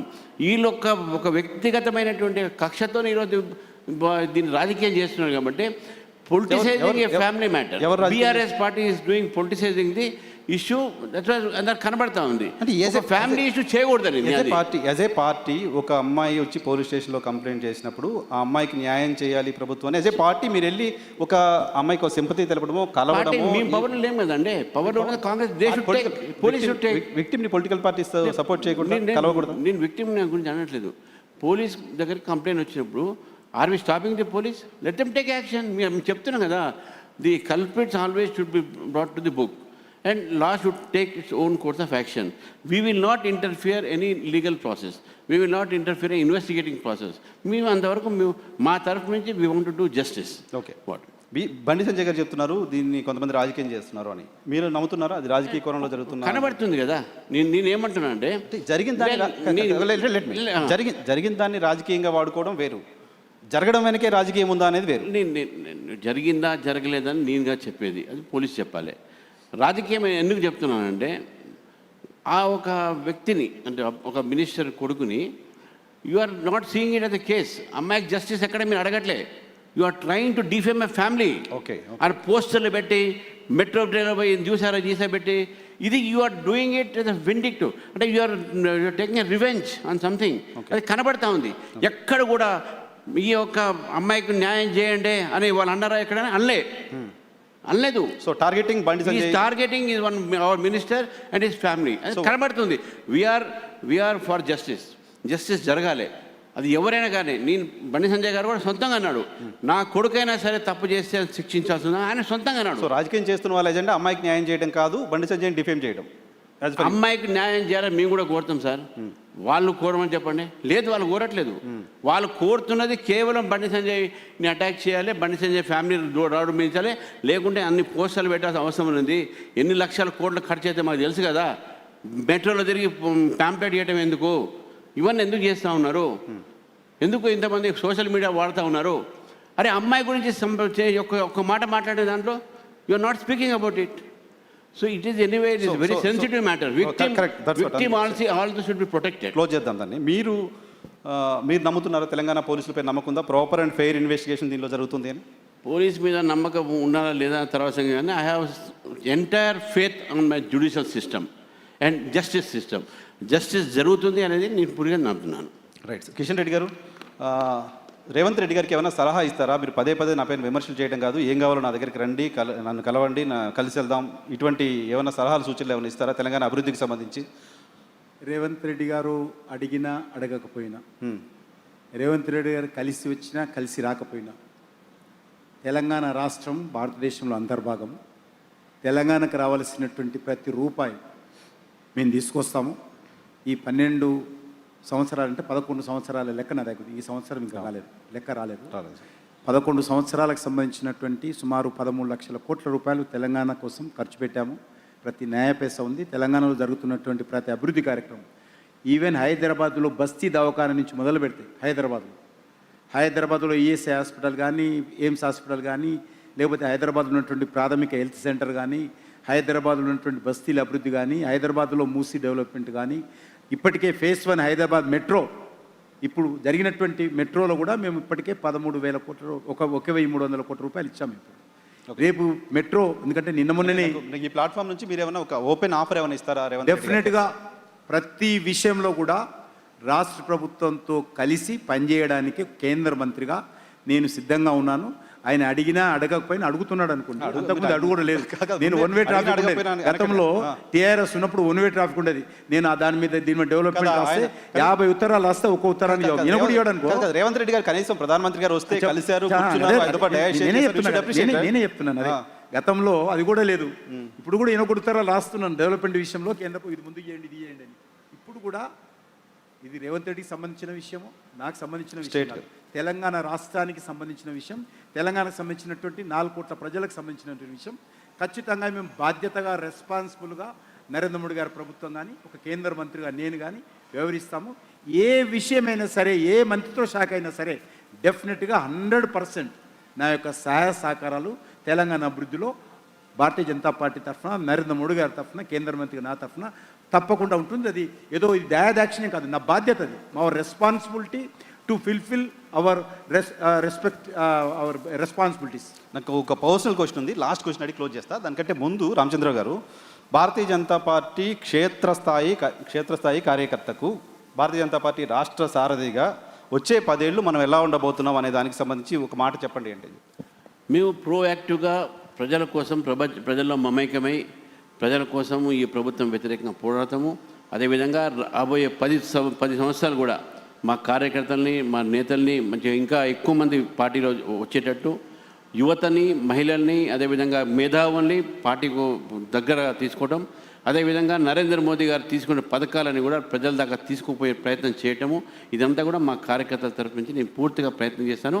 ఈ 10 సంవత్సరాలు కూడా మొత్తం కార్యకర్తలందరూ కూడా నిద్రాహారం లేకుండా పనిచేసేటటువంటి ఒక ఏదైతే మోటివేషన్ మాకు నరేంద్ర మోదీ గారు ఇచ్చారో, ద్వారా రాబోయేది బీజేపీ ప్రభుత్వమే, రాబోయేది డబుల్ ఇంజన్ సర్కారే అని చెప్పేసి నేను పూర్తిగా నమ్ముతూ, ఈ 10 సంవత్సరాలు కాదు, మేము ఉన్నన్ని రోజులు, ఇంతకుముందు అన్నారు కిషన్ రెడ్డి గారు, మేము ఉన్నన్ని రోజులు ప్రజల కోసం పనిచేస్తాము, రాష్ట్ర హిత కోసం పనిచేస్తాము, దేశం కోసం పనిచేస్తాము. For us nation is first. ఈ యొక్క రీతిలో ఈ 10 సంవత్సరాలు కాదు, ముందు రాబోయే రోజుల్లో పనిచేస్తాం. వచ్చే 10 ఏళ్లలో 7.5 సంవత్సరాలు మీరు అధికారంలో ఉంటారనే కాన్ఫిడెన్స్ ఉంది. 100 పూర్తి నమ్మకం ఉంది నాకు. అందుకే నేను I'm very careful with the question. 10 సంవత్సరాలు ఏంటంటే మళ్ళీ 10 సంవత్సరాలు దాకా రాను. మేము వస్తామో 10 సంవత్సరాలు కాదు, ఒక్కసారి బీజేపీ వచ్చిందే మమ్మల్ని కదిలియడం కష్టమవుతుంది. వారి ఆకాంక్ష కూడా అందుకే 10 సంవత్సరాల నుంచి అడుగుతున్నారు. ఓకే, సరే సార్. నా క్వశ్చన్ ఏంటంటే, నాకు క్యూరియాసిటీ. ఇప్పుడు కిషన్ రెడ్డి గారు, నేను ఒక ఫోటోగ్రాఫ్ ఎప్పుడో చూసా, మీరు నరేంద్ర మోదీ గారు కలిసి ఒక టూర్కి యూఎస్ వెళ్ళి అక్కడ వైట్ హౌస్ దగ్గర బయట నిలబడి లోపల చూస్తూ ఉంటారు. ఆ తర్వాత మోదీ గారు ప్రధానమంత్రి అయినప్పుడు ఫోటో బాగా వైరల్ అయింది. సో మీరు మోడీ గారితో కలిసి ట్రావెల్ చేశారు, కలిసి ఒకే రూమ్లో ఉండుంటారు, కలిసి భోజనం చేస్తుంటారు, కలిసి ట్రావెల్ చేస్తుంటారు కదా. ఇప్పుడు మీరు క్యాబినెట్లో ఉన్నారు కదా, అప్పుడు ఏమని పిలిచేవారు మిమ్మల్ని, ఇప్పుడు ఆయన ఏమని పిలుస్తారు మిమ్మల్ని? అప్పుడు కిషన్ అనే పిలిచేవారు, ఇప్పుడు కూడా కిషన్ అనే పిలుస్తారు. ఎటువంటి రిలేషన్ ఉంటుంది? అప్పుడు ఆయన మేమందరము అమెరికాలో ముగ్గురం, అనంత్ కుమార్ గారు స్వర్గస్థులయ్యారు. కర్ణాటక అనంత్ కుమార్ గారు, నేను ఇక్కడ ప్రెసిడెంట్గా ఉన్నాను. గుజరాత్ ఆర్గనైజింగ్ సెక్రటరీగా నరేంద్ర మోడీ గారు ఉన్నప్పుడు 1994లో అద్వానీ గారు అమెరికా గవర్నమెంట్ ఆహ్వానం మేరకు మా ముగ్గురిని ఎంపిక చేయడం జరిగింది. ఒకరు ఆరపోయినప్పుడు 40 రోజులు మేము కలిసి ఉన్నాము. 40 రోజులు కూడా ఆయన 40 డేస్ ఉన్నారు. 40 డేస్ అప్పుడు కూడా సంకో క్లాత్ బ్యాగు, అవును చూసే, అందులో పుస్తకము పెన్ను పెట్టుకునే తిరిగేవాళ్ళు. అప్పుడు కూడా పెన్ను లేకుండా తిరుగుతుండే మేము. ఓకే, కిందికి హోటల్ నుంచి కింది లాబీ దిగారంటే మేము 5 నిమిషాలు లేట్ వస్తుంటే ప్రతిరోజు మమ్మల్ని తిట్టేవారు. ఎందుకు? ఇండియా కాదు ఇది, అమెరికా. మనం డిసిప్లిన్గా ఉండాలి, ఫంక్షువాలిటీ ఉండాలా. మనము we are not representing Bharatiya Janata Party, we are representing India. అప్పుడు 40 సంవత్సరాల క్రితం అనేవారు. మనం భారతదేశాన్ని ప్రతినిధులు తప్ప భారతీయ జనతా పార్టీ ప్రతినిధులుగా ఇక్కడికి వచ్చిన తర్వాత ఎలాగ ఎంపిక జరిగినప్పుడు భారతీయ జనతా పార్టీ కావచ్చు, ఇప్పుడు మనం ఇండియా ప్రతినిధులము, మనం ఇండియాగా చూస్తారు అమెరికాలో. అన్ని విషయాల్లో జాగ్రత్తగా ఉండాలని అప్పుడే నేర్పేవాళ్ళు. ఆ రకంగా అప్పటి నుంచి ఆయన ఆ రకమైనటువంటి ఆలోచనతో ఉన్నటువంటి వ్యక్తి. సో ఇప్పుడు ఆ ఇంటిమసీ ఉందా? కాస్త ఆ ఇంటిమసీతో అప్పుడున్న పరిచయంతో మాకు ఇంకొంచెం ఏమైనా ఎక్కువ ఉంటుందా తెలంగాణ బయట? ఎవ్రీ వెడ్నెస్డే ఫంక్షువల్గా ఎవ్రీ వెడ్నెస్డే 11 o'clock మా క్యాబినెట్ మీటింగ్ జరుగుతుంది. ఏదైనా విదేశాలకో లేకపోతే ఏదైనా ఇంపార్టెంట్ ఫారెన్ డిగ్నిటరీ వస్తే తప్ప, లేకపోతే వెడ్నెస్డే కంపల్సరీ కలిసి ఉంటాము. మాకు చాలా స్వేచ్ఛ ఇస్తాడు. క్యాబినెట్లో ఏ విషయమైనా మాట్లాడవచ్చు. ప్రజాస్వామ్య పద్ధతిలో మేమందరం ఒక అభిప్రాయం చెప్పిన తర్వాత ఆయన అంగీకరించి ఆ విధానం కూడా ఆయన అనుకున్నటువంటి అభిప్రాయం కూడా మార్చుకునేటువంటి వ్యక్తి. ఆ రకంగా బయటికి కనిపించినా కూడా మరి లోపల జరిగినటువంటి అన్ని విషయాలలో మనసు విప్పి మాట్లాడమంటాడు, ఫీడ్బ్యాక్ ఇవ్వమంటారు. ఆ రకంగా అనేక విషయాలు నేను చెప్తుంటాను. నిన్నగాక మొన్న జరిగినటువంటి మీటింగ్లో కూడా నేను ఒక విషయం చెప్తే అది మొత్తం డ్రాప్ చేయడం జరిగింది. క్యాబినెట్లో ఎజెండాలు వచ్చిన తర్వాత కూడా కిషన్ రెడ్డి చెప్పినందుకు డ్రాప్ చేశాడని కూడా మనం చేస్తా ఉన్నాం. అంత ప్రజాస్వామ్యబద్ధంగా మేము మా పార్టీలో నడిపించుకుంటాం. బయటికి కనిపించేటువంటి విషయం కానీ ప్రచారం చేసేటువంటి విషయం కానీ వేరే ఉండొచ్చు. కొన్ని విషయాలు కఠినంగా ఉండొచ్చు మా పట్ల కూడా, డిసిప్లిన్ పట్ల కూడా. ఆయన పని రాక్షసుడు. ఎజెండా ఎప్పుడు కూడా మమ్మల్ని శభాషని ఈరోజు మెచ్చుకోడు. ఎంత పని చేసినా ఇంకా చేయాలంటే తప్ప బాగా చేసిన మెచ్చుకోడు. ఒక మాట ఏమన్నా మోదీ గారి గురించి ప్రపంచానికి తెలియంది, ఎవరికి తెలియదు, మీకు తెలిసింది ఏమన్నా ఒకటి చెప్పండి. డెఫినెట్గా ఆయన ప్రపంచానికి తెలిసిన వ్యక్తి. కానీ ఆయన ఎప్పుడు కూడా ఈ దేశం అభివృద్ధి డెవలప్మెంట్ విషయంలో ప్రపంచ దేశాలతో మనం పోటీ పడాలని కోరుకుంటాడు. మన దేశం దేంట్లో కూడా వెనుక ఉండవు. నాకు పర్సనల్ థింగ్స్ చెప్పండి సార్, జనరల్ థింగ్స్ చెప్పండి సార్. జనరల్గా కలిసి ఉన్నప్పుడు చేసుకున్న విషయాల్లో ఏమైనా మోదీ ఇలా ఉంటారు, మోడీ ఇలా తింటారు, మోడీ ఇలా మాట్లాడతారు. నేను చెప్పాను కదా, ఎన్నడూ కూడా ఆయన మమ్మల్ని మెచ్చుకోడు ఈరోజు వరకు. ఓకే, ఎంత పని చేసినా కూడా మెచ్చుకోడని చెప్పాను. అదే పని. ఇప్పుడు కూడా అప్రిషియేషన్ ఉండదు. శభాష్ అన్నాడు, ఇంకా చేయాలంటాడు. నువ్వు తప్పు చేసినావో చాలా చేయలేదు, ఇంకా చేయాలి.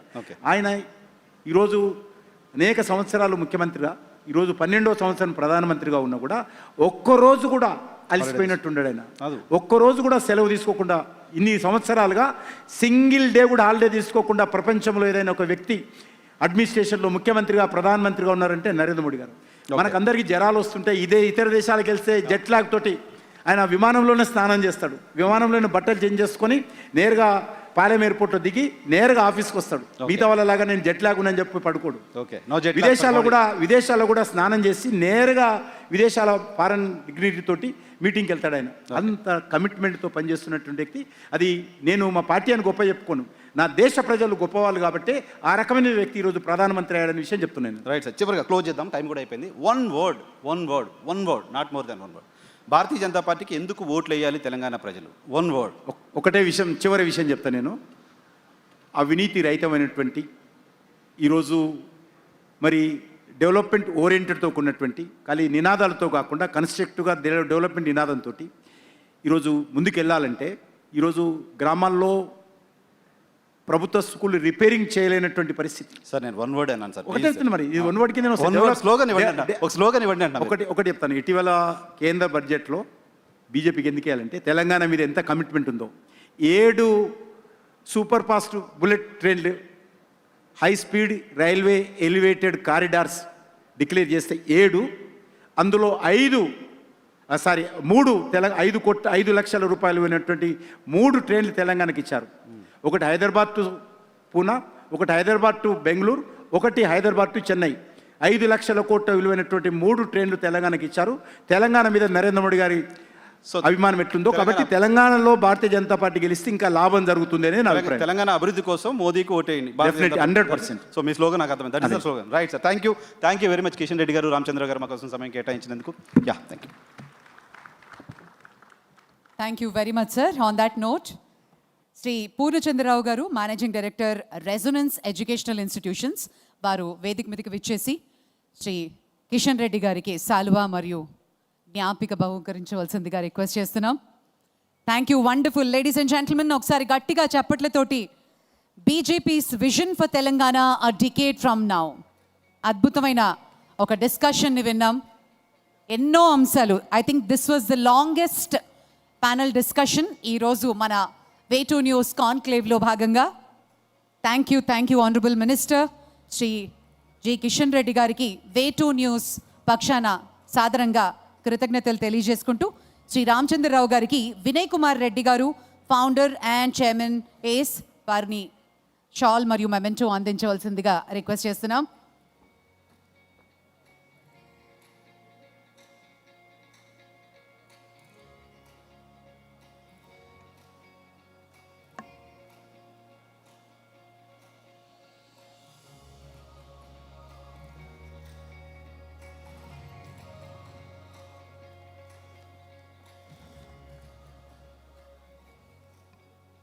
Thank you sir, thank you very much Kishan Reddy గారికి, రామచంద్రరావు గారికి మనస్ఫూర్తిగా కృతజ్ఞతలు తెలియజేసుకుంటూ, ఇంకొక ఇంట్రెస్టింగ్ సెషన్ రాబోతోంది. Telangana Congress vision for the state